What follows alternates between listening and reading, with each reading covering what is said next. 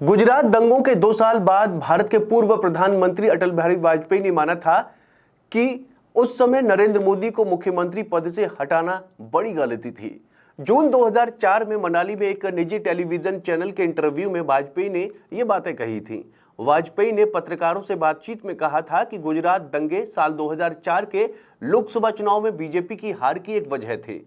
जी news channel से बातचीत में वाजपेयी ने कहा था, गुजरात दंगों का असर पूरे देश में महसूस किया गया। ये अप्रत्याशित था और इसने हमें बुरी तरह प्रभावित किया। इस घटना के बाद मुख्यमंत्री नरेंद्र मोदी को हटा दिया जाना चाहिए था। तब बीजेपी ने उसी महीने मुंबई में होने वाली पार्टी की राष्ट्रीय कार्यकारिणी की बैठक में इस पर फैसला लिए जाने की भी बात कही थी। हालांकि ऐसा हुआ कुछ नहीं। साल 2004 में अटल बिहारी वाजपेयी ने समय से पहले लोकसभा भंग करके चुनाव कराने की सिफारिश की थी, लेकिन नतीजे कांग्रेस के पक्ष में आए और भाजपा सत्ता से बाहर हो गई।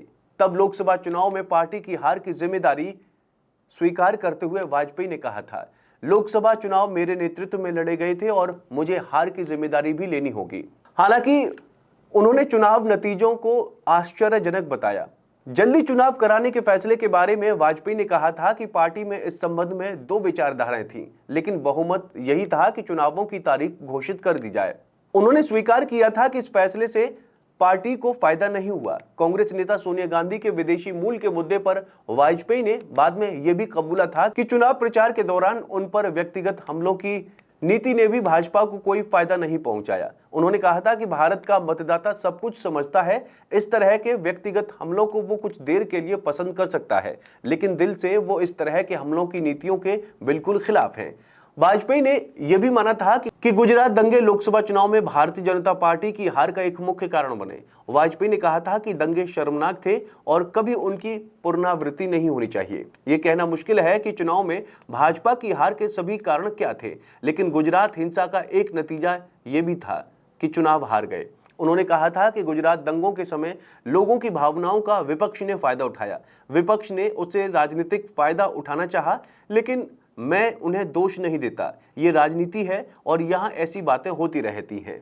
वाजपेयी ने कहा था कि गुजरात में जो हुआ वो दुर्भाग्यपूर्ण था और उसकी पुनरावृत्ति नहीं होनी चाहिए। उन्होंने कहा कि ऐसे कदम उठाना जरूरी है जिससे भविष्य में ऐसी घटनाएं ना हो। साल भर बाद यानी 2005 में वाजपेयी ने पार्टी की स्थापना के 25 वर्ष पूरे होने पर मुंबई के रजत जयंती समारोह में सत्ता की राजनीति से संन्यास लेने की घोषणा कर दी। वाजपेयी ने अपने संक्षिप्त भाषण में संन्यास की घोषणा करते हुए कहा था कि वो अब कोई चुनाव नहीं लड़ेंगे, लेकिन पार्टी के लिए काम करते रहेंगे। वाजपेयी ने यह घोषणा ठीक उसी तारीख को की थी जिस तारीख को यानी 29 दिसंबर 1980 को 25 साल पहले भारतीय जनता पार्टी की स्थापना की घोषणा हुई थी और वाजपेयी उस वक्त पार्टी के अध्यक्ष बने थे। संन्यास की इस घोषणा के कुछ महीने पहले ही राष्ट्रीय स्वयंसेवक संघ के तत्कालीन प्रमुख के.एस. सुदर्शन ने सलाह दी थी कि अटल बिहारी वाजपेयी और लालकृष्ण आडवाणी दोनों की उम्र अधिक हो गई है और अब उन्हें सेवानिवृत्त हो जाना चाहिए। और के.एस. सुदर्शन की राय का समर्थन करते हुए अटल बिहारी वाजपेयी ने भी कहा था कि अधिक उम्र के नेताओं को सेवानिवृत्त हो जाना चाहिए। ये बात इसलिए भी अहम हो जाती है क्योंकि हाल ही में राष्ट्रीय स्वयंसेवक अध्यक्ष मोहन भागवत ने भी 75 साल के जो होने पर एक बयान दिया था, जिसके बाद सवाल उठ रहे थे कि क्या प्रधानमंत्री नरेंद्र मोदी अगर 75 साल के हो जाते हैं तो क्या वो राजनीति छोड़ देंगे, क्योंकि बीजेपी की यानी जो संगठन की परंपरा है वो ये है कि 75 वर्ष के बाद नए युवाओं को जो है मौका दिया जाता है और पुराने युवाओं को थोड़ा सा साइडलाइन किया जाना चाहिए। उसमें मुरली मनोहर जोशी और लालकृष्ण आडवाणी का नाम भी सबसे ज़्यादा आगे रहा था और चर्चाओं में भी रहा था।